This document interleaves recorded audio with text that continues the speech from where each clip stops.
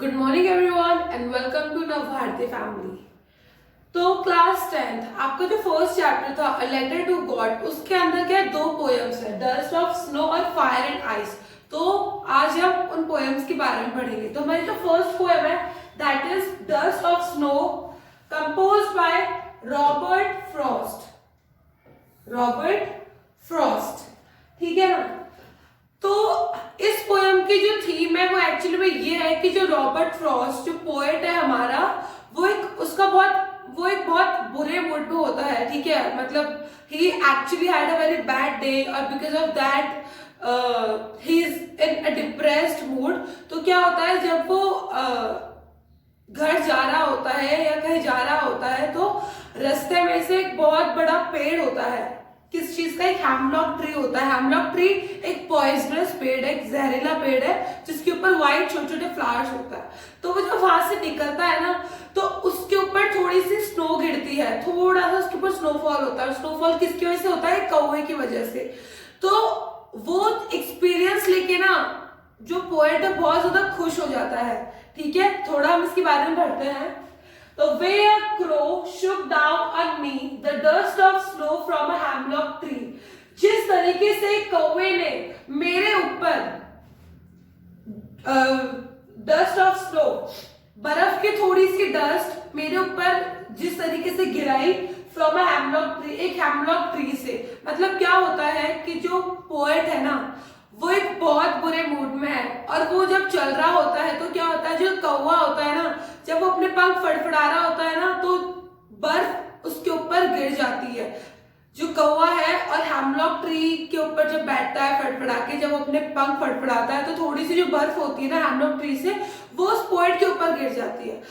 जैसे ही वो मोमेंट पूरा पोएट का जो मूड है वो बिल्कुल चेंज कर देता है, बुरे मूड से अच्छे मूड में कर देता है। हालांकि जो क्रो और हेमलॉक ट्री है ना, एक नेगेटिव चीज शो कर रहे हैं, नेगेटिव वाइब शो करता है कि ये दोनों एक नेगेटिव वाइब शो करते हैं, बैड एक्सपीरियंस शो करता है। बट यहाँ पे क्या हो रहा है, जो पोएट है हमारा, इन दो चीजों की वजह से, क्रो और हेमलॉक ट्री की वजह से उसका मूड पूरा चेंज हो जाता है। इसको वो एक पॉजिटिव वे में ले रहा है, ना कि नेगेटिव वे में।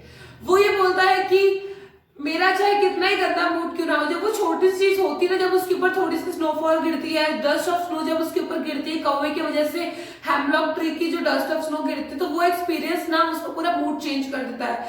और वो ये कहना चाहता है कि जो नेचर है ना, नेचर के अंदर कुछ ऐसी छोटी छोटी जो चीजें होती है, जो भी टाइनी थिंग्स हैपन होती है ना, that causes a great happiness.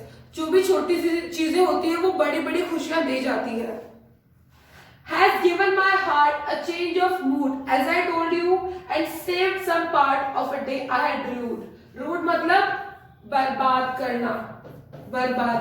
जो इसका दिन खराब हो गया था, पहले हम इसका पढ़ते हैं। Has given my heart a change of mood, मेरे दिल का पूरा मूड बदल गया, and saved some part of a day I had rued, और जो दिन मैंने बर्बाद करा था उसका थोड़ा सा पार्ट बच गया। तो यही चीज हो रही है कि जब उस कौवे और हेमलॉक ट्री की वजह से उसके ऊपर थोड़ी सी डस्ट ऑफ स्नो गिरती है तो उसका जो पूरा बुरा मूड होता है, बैड मूड होता है, वो अच्छे मूड में कन्वर्ट हो जाता है। ठीक है, तो इससे क्या होता है, उसका जो दिन है वो भी खुश हो जाता है। उसका जो दिन आगे उस बैड मूड की वजह से उसका दिन जो बर्बाद होने वाला था, जो उसका पहले से खराब दिन चल रहा था, वो उसको लगा कि पूरा दिन ही मेरा खराब जाएगा। लेकिन ये जो चीज होती है ना, एक क्रो और हेमलॉक ट्री की वजह से उसका दिन पूरा सेव हो जाता है, पूरा अच्छा दिन हो जाता है। तो इस पोयम का रीजन एक्चुअली कि इस पोयम का जो मेन कंक्लूजन है, मेन जो इसका कंटेक्स्ट है, वो ये है कि जो नेचर है ना, नेचर की छोटी छोटी चीजें कभी कभी हमें ना बहुत बड़ी बड़ी खुशियां दे जाती है। चाहे हमारा कितना ही गंदा मूड क्यों ना, हम थोड़ा सा अगर बाहर जाएंगे, चीजें एक्सप्लोर करेंगे, हम बाहर जा रहे हैं, कोई छोटी सी चीज हमारे साथ जो हो जाती है, जैसे इसके ऊपर थोड़ी सी बस डस्ट ऑफ स्नो गिरी थी एक कौवे की वजह से और एक हेमलॉक ट्री की वजह से, उस चीज ने इसका पूरा मूड ना चेंज कर दिया, पूरा मूड इसका बिल्कुल सही कर दिया।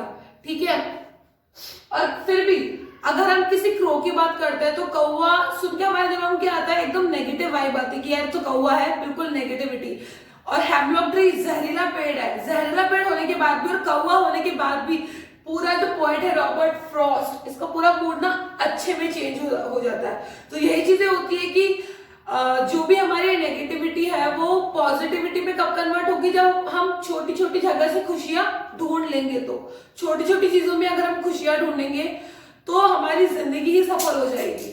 ठीक है, मेरा पेन गिर गया एनीवेज, तो यही चीज होती है। अब देखो मेरा पेन गिर गया, मैं हंसी, ठीक है ना। इस चीज को अगर मैं नेगेटिविटी में लेती कि अरे यार शिट मेरा पेन गिर गया, तो मेरे ऊपर डिपेंड करता है ना, मैंने इसको पॉजिटिव में लिया और मैं हंसी, तो यही चीज यहाँ पे हो रही। लाइव एग्जांपल आपने देख लिया। तो अगर हमारा दिन चाहे कितना ही खराब क्यों ना हो, चाहे हमारी लाइफ कितनी खराब क्यों ना हो, हमारे साथ कुछ भी बुरा क्यों ना हो रहा हो, हमको ना हर चीज में, हर छोटी छोटी चीज में खुशियां ढूंढनी चाहिए। इससे क्या होता है कि लाइफ का जो टाइम है ना, जो बिल्कुल रोने धोने में वेस्ट कर देता है, वो ना बच जाता है। तो यही चीज यहाँ पे हो रही है। क्रो और हेमलॉक ट्री ने पोएट का जो दिन बर्बाद होने वाला था उसके बैड मूड से वो बचा लिया है। अब यहाँ पे कुछ चीजें हैं, कुछ पॉइंट्स है, एक बार मैं अपना पेन उठा लूं, ठीक है। देखो इस पोएम के मेन कैरेक्टर्स क्या क्या है, एक बार मैं ये हटा दूं। मेन कैरेक्टर्स हैं क्रो, ठीक है, dust of snow, hemlock tree, ठीक है, और मूड। यही चीज, ये चार मेन चीजें हैं इसके अंदर। एक क्रो जब डस्ट ऑफ स्नो गिराता है हेमलॉक ट्री से पोएट के ऊपर, तो उसका पूरा जो मूड है ना बिल्कुल अच्छा हो जाता है। तो ये चार मेन कैरेक्टर्स हैं इसके, ठीक है। छोटी सी पोएम है, अभी देखो बिल्कुल छोटी सी पोएम है, ठीक है, दो छोटे छोटे स्टैंजास है, लेकिन इसका जो मीनिंग है ना बहुत डीप है, बहुत प्यारा और बहुत डीप है। इस पोएम को अगर आप समझोगे तो यही चीज होगी कि छोटी सी चीज है और इसका रीजन इतना बड़ा है, इसका कॉन्टेक्स्ट इतना डीप है, ठीक है।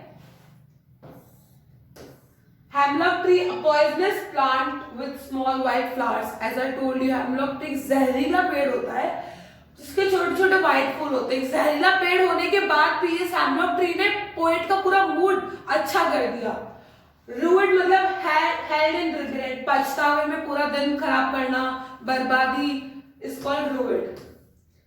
Thinking about the poem, this poem presents a movement that seems simple but has a larger significance.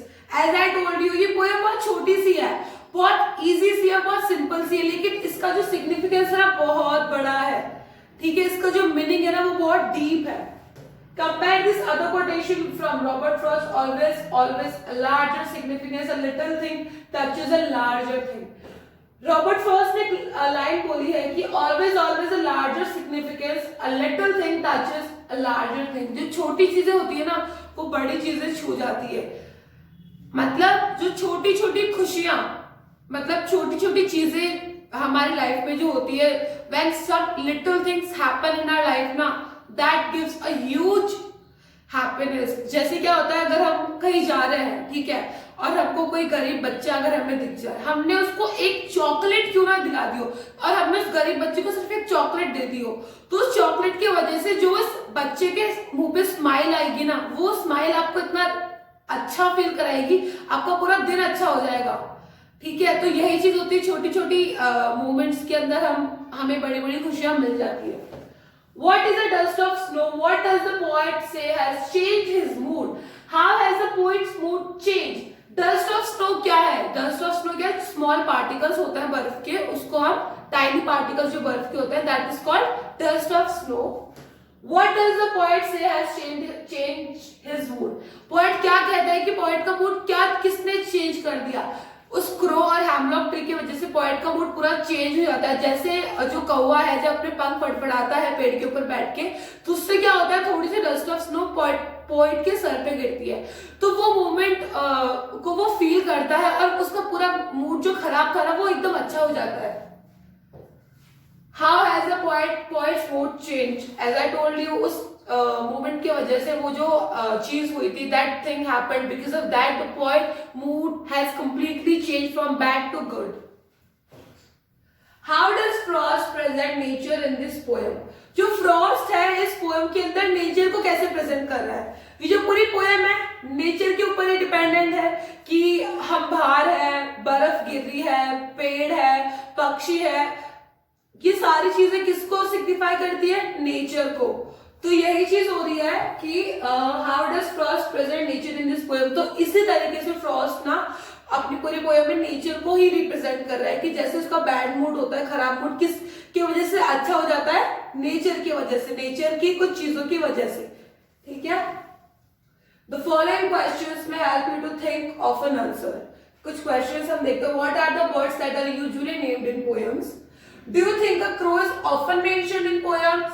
What images come to your mind when you think of a crow? अब देखो कौन सी bird का poem में, कौन सी bird mention हुई थी poem में? एक क्रो। और जब भी हम एक क्रो की बात करते हैं, एक कौवे की बात करते हैं, तो हमारे दिमाग में क्या आता है? एक नेगेटिविटी। कौवा तो काला होता है और बिल्कुल नेगेटिविटी हमारे दिमाग में आती है कौवे का सोच के। ठीक है, लेकिन फिर भी पोएट ने कौवे को ही मेंशन करा और उस कौवे की वजह से ही पूरे पोएट का जो मूड है वो बिल्कुल सही हो गया। ठीक है, क्योंकि होता क्या है कि जो चीजें हमें बाहर से जैसे दिखती है ना वो अंदर से वैसे नहीं होती। बाहर से अगर हमको कोई चीज बुरी दिख रही है तो वो अंदर से बुरी नहीं होती है और उनकी हरकतें बुरी नहीं होती है। वैसे ही कौवा है, कौवे को हम चाहे कितना ही बुरा भला बोल ले, उसकी वजह से थोड़ी सी डस्ट ऑफ स्नो जब पोएट के सर पे गिरी तो पोएट का पूरा मूड ही चेंज हो गया, पूरा दिन उसका बन गया। Again, what is a hemlock tree? Hemlock tree क्या है? It is a poisonous tree with tiny little white flowers. Why doesn't the poet write about a more beautiful tree such as maple or an oak or a pine? जो सुंदर सुंदर पेड़ होते हैं, maple tree, okay का tree और pine tree, इनको क्यों नहीं लिया पोएट ने? हैमलॉक ट्री को ही क्यों लिया जो इतना जहरीला पेड़ होता है? क्योंकि आपको भी रीजन पता है जो मैंने पढ़ाया था, क्योंकि जो वही चीज जो क्रो के साथ हुई थी। क्रो को हम इतना बुरा भला बोलते हैं, लेकिन क्या करा, क्रो की वजह से उसका मूड सही हो गया। हैमलॉक ट्री है, कितना ही जहरीला क्यों ना हो, ठीक है, लेकिन वो कितना अच्छा दिख रहा है। ठीक है, जैसे क्या होता है, जो सांप, स्नेक जो होता है, जब तक हम उसको अब स्नेक भी जहरीला होता है, लेकिन जब उसको हम छेड़ेंगे ना तभी वो हमको खाएगा। ठीक है, तो यही चीज हमारे साथ होती है, चाहे कोई चीज कितनी ही बुरी क्यों ना हो, जब तक हम उसके साथ कुछ बुरा नहीं करेंगे ना तो वो हमारे साथ बुरा नहीं करेगा। What do the crow and hemlock represent? Crow और hemlock क्या represent करते हैं? Joy और sorrow. What does the dust of snow that the crow shakes off a hemlock tree stand for? जो crow और hemlock tree है, of course वो sorrow को represent करता है, वो दुख को represent करता है। लेकिन जब dust of snow गिरती है crow और hemlock की वजह से, तो उस मोमेंट में वो क्या represent कर रहा है? तो joy, वो खुशी represent कर रहा है। Have there been times when you felt depressed or hopeless? Have you experienced a similar moment that changed your mood that day? मतलब कभी भी आपको कभी भी बहुत डिप्रेस और होपलेस आपने अगर फील करा हो, तो आपकी लाइफ में कभी ऐसा मोमेंट आया हो कि आपको बहुत बुरा लग रहा है, बहुत डिप्रेस हो, लेकिन कुछ ऐसी चीजें हो जाती है कि आपका मूड पूरा चेंज हो जाता है। ठीक है, तो इस थर्ड क्वेश्चन में आपको उस एक्सपीरियंस के बारे में लिखना है। फॉर एग्जाम्पल, मेरा कोई बुरा दिन हो, मान लो मेरे घर पे लड़ाई हो गई मेरी मम्मा वगैरह से, तो मेरा पूरा बैड मूड हो जाता है, पूरा खराब मूड हो जाता है। ठीक है, एकदम डिप्रेशन में मैं चली जाती हूँ। और अगर मैं डिप्रेशन में अकेली बैठी हूँ तो मेरा एक पेट है जिम्मी, ठीक है, वो मेरे पास आ जाता है, वो आता है, मेरे को चाटता है और है ना, मैं उसको कुछ खाने के लिए खिलाती हूँ तो वो बहुत खुश हो जाता है। तो वो जो मोमेंट है, उस मोमेंट में मेरा जो जितना भी दुख है, जितना भी मेरा डिप्रेशन है, मैं सब भूल जाती हूँ और मैं उस मोमेंट को एंजॉय करती हूँ। तो that is also part of nature. तो चाहे कुछ भी हो लाइफ में, जो हमारा नेचर जो है ना वो हमको खुशियां देता है। नेचर में अगर हम नेचर को अंदर तक एक्सप्लोर करेंगे ना तो हमको बहुत सारी चीजें देखने और सीखने को मिलेगी। So guys, we are done with the poem. इन क्वेश्चंस को मैंने एक्सप्लेन कर दिया है, तो आप अपनी लैंग्वेज में इनको लिखिएगा। ठीक है, hello students, so this is the second poem. इससे पहले वाली जो पोएम थी that was dust of snow. अब ये वाली जो पोएम है ये है fire and ice and which is also composed by Robert Frost. देखो दोनों पोएम में क्या सिमिलैरिटीज है। डस्ट ऑफ स्नो भी नेचर के ऊपर है और ये फायर एंड आइस एक नेचर का पार्ट है, तो ये भी नेचर के ऊपर है। तो इस पोएट ने ना दोनों जो पोएम है वो नेचर को सिंबलाइज करके बनाई है, ठीक है। फायर एंड आइस, इस पोएम में क्या है कि जो पोएट है ना, फायर एंड आइस दो इमोशंस को सिंबलाइज कर रहा है। फायर किसको सिंबलाइज कर रही है? डिजायर को, इच्छा को। यहाँ पे फायर का मतलब है डिजायर, इच्छा। और जो आइस है ना, यहाँ पे आइस किसको सिंबलाइज कर रही है? हेट्रेड को। हेट्रेड मतलब नफरत, जो आइस है वो नफरत को सिंबलाइज कर रही है। तो यहाँ पे जो फायर एंड आइस है वो दो इमोशंस को सिंबलाइज कर रही है। इस पोएम में ये है कि जो पोएट है he is trying to say that कि जो दुनिया है ना वो कैसे खत्म होगी, वो आग से खत्म होगी या बर्फ से खत्म होगी। आग यहाँ पे किसको सिंबलाइज कर रही है? डिजायर, इच्छा को, और बर्फ किसको? नफरत को। तो उसका कहना यह है कि आग से खत्म होगी मतलब डिजायर से खत्म होगी या फिर नफरत से खत्म होगी। तो एक बार हम लाइन बाय लाइन इसका एक्सप्लेनेशन इसके बारे में थोड़ा समझ लेते हैं। Some say the world will end in fire. कुछ कहते हैं कि जो दुनिया है वो आग में खत्म होगी, Some say in ice, और कुछ कहते हैं बर्फ में खत्म होगी। From what I have tasted of desire, मैंने डिजायर मतलब इच्छा वाली जो इमोशंस है मैंने वो बहुत ज्यादा फील करे हैं। I hold with those who favour fire, तो मैं उनके साथ हूँ जो फायर का फेवर कर रहे हैं, जो फायर को सपोर्ट कर रहे हैं। तो इस तरह में ये बताया गया है कि जो पोएट है वो कहता है कि कुछ लोग कहते हैं या तो दुनिया आग से खत्म होगी या फिर दुनिया बर्फ से खत्म होगी। और यहाँ पे आग किसको शो कर रही है, किसको सिंबलाइज कर रही है? डिजायर को, इच्छा को। डिजायर ह्यूमन का एक ऐसा इमोशन है, it is actually eternal emotion. ये इमोशन कभी खत्म नहीं होता है। ह्यूमन के अंदर जो इमोशन होता है डिजायर का वो कभी खत्म नहीं होता है, क्योंकि हमारी जो इच्छा है ना वो बढ़ती जाती है, हमारी इच्छाओं का कोई अंत ही नहीं है। तो यहाँ पे यही बताया गया है कि जो पोएट है उसने ये वाला जो इमोशन है, डिजायर वाला इमोशन है, वो एक्सपीरियंस कर चुका है। तो डिजायर वाले इमोशन की वजह से दुनिया खत्म हो जाएगी, क्योंकि लोगों की इच्छा इतनी ज्यादा बढ़ रही है, लोगों की इतनी ज्यादा डिजायर्स बढ़ रही है कि वो उस इच्छा को पूरी करने के लिए किसी भी हद तक गुजर सकते हैं लोग। तो ना हमारी जो दुनिया है वो फायर की वजह से खत्म हो सकती है, और मैं उन लोगों का सपोर्ट करता हूँ जो फायर को चूज कर रहा है। सेकेंड स्टैंजा देखते हैं, but if it had to perish twice, perish means die, मरना, नष्ट होना। लेकिन अगर दुनिया दो बार खत्म होती है, I think I know enough of hate, मैं जानता हूं, मैं सोचता हूं कि यहाँ पे इतनी नफरत है to say that for destruction ice, कि वो पूरा दुनिया को ना मतलब हमारी जो अर्थ है यहाँ पे इतनी ज्यादा नफरत हो चुकी है कि वो अच्छे से दुनिया को खत्म कर सकते हैं। डिस्ट्रक्शन मतलब खत्म करना, नष्ट करना। इज ऑल्सो ग्रेट, वो भी सही है। एंड वुड सफिस, सफिस मतलब बी सफिशिएंट, काफी। मतलब जो बर्फ है ना वो भी दुनिया को खत्म करने के लिए काफी होगी। By ice I mean to say hatred, जो नफरत है लोगों के बीच में वो भी दुनिया को खत्म करने में काफी होगी। तो कैसे यहाँ पे जैसे वर्ल्ड वॉर जब होती है, ठीक है, दो देशों के बीच में जब कोई वॉर होती है तो जो पहले जो भी कंट्रीज के बीच में अगर लड़ाई चल रही है तो दोनों कंट्रीज एक दूसरे के प्रति उनको इतनी ज्यादा नफरत हो जाएगी, इतनी ज्यादा हेट हो जाएगी कि वो लोग खत्म करना चाहेंगे, वो बहुत लड़ाई करेंगे। तो इस लड़ाई के चक्कर में एक दुनिया तो बिल्कुल नष्ट हो जाएगी। तो पोएट का कहना यह है कि मतलब मैंने हेट भी जो है, नफरत वाला जो इमोशन है, मैंने वो भी बहुत एक्सपीरियंस कर लिया। मैंने भी लोगों से बहुत नफरत करी, लोगों ने भी मुझसे बहुत नफरत करी। तो हमारी दुनिया में इतनी नफरत है कि ये आराम से दुनिया को खत्म कर सकती है।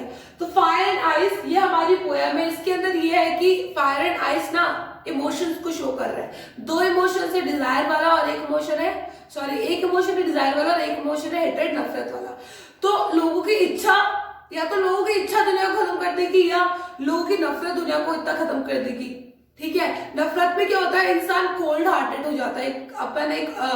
एक इडियम होता है कि he is such a cold hearted. Cold hearted मतलब जैसे बर्फ ना किसी चीज को फ्रीज कर देती है, धीरे धीरे उस चीज को फ्रीज कर देती है, वैसे नफरत वाला जो इमोशन होता है ना वो इंसान के दिल को फ्रीज कर देता देता है, उस इंसान के मन में बिल्कुल भी प्यार दया कुछ नहीं होता है। नफरत जब इंसान के अंदर आती है ना, तो वो अपने सारे होशो हवास सब खो देता है, और नफरत में वो ऐसे कदम उठा लेता है कि बहुत ज्यादा उसका जो इफेक्ट होता है वो बहुत बुरा होता है। तो पोएट ये कहना चाहता है कि पूरी दुनिया में लोगों में इतनी ज्यादा नफरत हो चुकी है, इतनी ज्यादा नफरत वाला इमोशन इतना ज्यादा है कि ये आराम से दुनिया को खत्म कर सकती है। जैसे बर्फ धीरे धीरे क्या करती है, बर्फ धीरे धीरे फ्रीज कर देती है, तो वैसे नफरत वाला इमोशन है ना बाकी सारे पॉजिटिव इमोशंस को फ्रीज कर देता है, और इससे क्या होता है, destruction, huge destruction.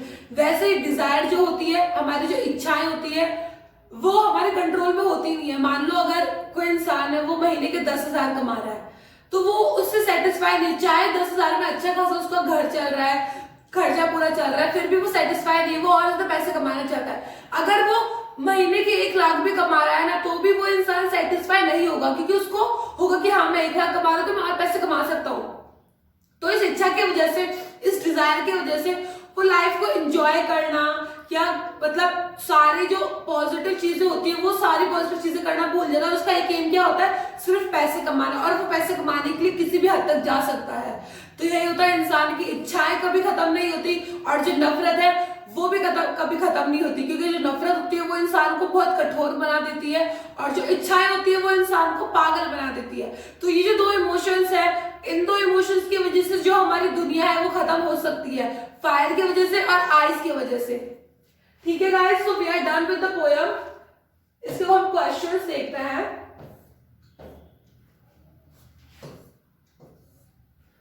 Parish, as I told you, perish का मतलब होता है डाई, और सफिस मतलब बी सफिशिएंट, काफी। Thinking about the poem, there are many ideas about how the world will end. Do you think the world will end someday? Have you ever thought what would happen if the sun got so hot that it burst or grew colder and colder? There are many ideas about how the world will end. दुनिया कैसे खत्म होगी, बहुत सारे ideas हैं। Do you think the world will and someday? क्या आपको लगता है कि दुनिया कभी खत्म होगी? Have you ever thought what would happen? क्या आपने कभी सोचा कि क्या होगा दुनिया के साथ? या तो सन, जो सूरज है वो इतना ज्यादा गर्म हो जाएगा कि सूरज फट जाएगा और दुनिया खत्म हो जाएगी, फिर वो सूरज ना बिल्कुल ठंडा पड़ता जाएगा और दुनिया वैसे खत्म हो जाएगी, पूरी फ्रीज हो जाएगी। तो ये हमारा फर्स्ट क्वेश्चन है। इसमें आपको बताना है कि जो आपकी एक्सपीरियंस है, आपकी कि आप क्या सोचते हो दुनिया के खत्म होने के बारे में, दुनिया कैसे खत्म होगी। Second, for Frost what do fire and ice stand for? Frost के लिए फायर आइस क्या स्टैंड करती है? फायर किसको सिंबलाइज कर रही है? डिजायर को। आइस किसको सिंबलाइज कर रही है?